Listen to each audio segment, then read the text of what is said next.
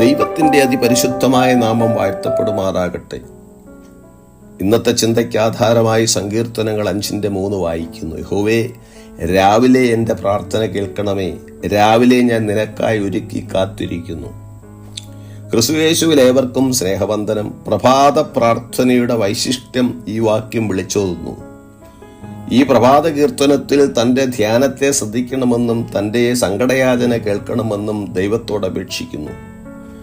ദുഷ്ടരിൽ നിന്നും സംരക്ഷണത്തിനും വഴിനടത്തിപ്പിനുമുള്ള ഈ പ്രഭാത പ്രാർത്ഥനയുടെ അന്ത്യത്തിൽ പ്രത്യാശയുടെ വാക്കുകൾ ഉരുവിടത്തക്ക നിലവാരത്തിൽ ദാവീദ് പറയുന്നത്, നിന്നെ ശരണം പ്രാപിക്കുന്നവരെല്ലാവരും സന്തോഷിക്കും, നീ അവരെ പാലിക്കുന്നത് കൊണ്ട് അവർ എപ്പോഴും ആനന്ദിച്ചാർക്കുമെന്നാണ്.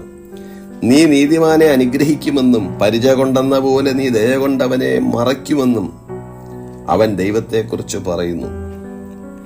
ഭക്തി നിർഭരമായ ജീവിതത്തിന്റെ ലക്ഷണമാണ് അതിരാവിലെ ഉണരുക എന്നുള്ളത്. മർക്കോസ് സുവിശേഷം 1:35 യേശു അതികാലത്ത് ഇരുട്ടോടെ എഴുന്നേറ്റ് പുറപ്പെട്ടൊരു നിർജ്ജന സ്ഥലത്തു ചെന്ന് പ്രാർത്ഥിക്കുന്നതായി നാം വായിക്കുന്നു. ദൈവവചനത്തിൽ വിശ്വാസം അർപ്പിച്ച് പ്രാർത്ഥനാ ജീവിതം നയിക്കുന്ന ദാവീദ് അതികാലത്ത് തന്റെ പ്രാർത്ഥനാ വിഷയങ്ങളെ ദൈവത്തിന് സമർപ്പിക്കുന്നു. ഉറക്കത്തിൽ നിന്ന് ഉണർന്ന ഉടൻ തന്റെ ചിന്ത ദൈവത്തിലേക്കാക്കുന്നു. പകൽ മുഴുവനും നടക്കേണ്ട വഴി നമുക്ക് മനസ്സിലാകുന്നില്ലെങ്കിലും അത് നന്നായി അറിയാവുന്നവനാണ് നമ്മുടെ കർത്താവ്. വിശ്വസ്തയോടെ ദൈവത്തോട് പ്രാർത്ഥിച്ചുകൊണ്ട് നമുക്ക് ഒരു ദിവസം ആരംഭിക്കാം.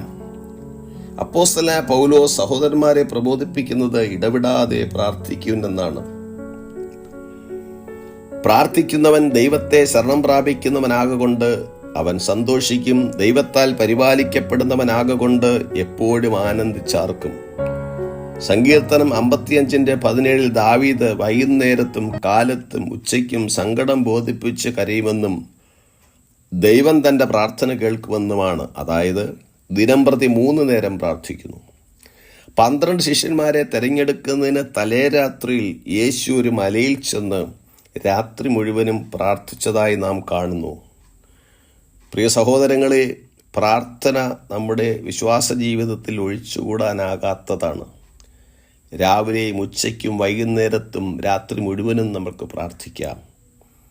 അനേക പ്രതിസന്ധികളെ, പ്രതികൂലങ്ങളെ അഭിമുഖീകരിച്ചുകൊണ്ടിരിക്കുന്ന ഈ കാലഘട്ടത്തിൽ പ്രാർത്ഥനയോടെ, ഒരുക്കത്തോടെ കർത്താവിൻ്റെ വരവിനായി നമുക്ക് കാത്തിരിക്കാം. ഈ വചനങ്ങളാൽ ദൈവം നമ്മെ ഏവരെയും അനുഗ്രഹിക്കുമാറാകട്ടെ. God bless us.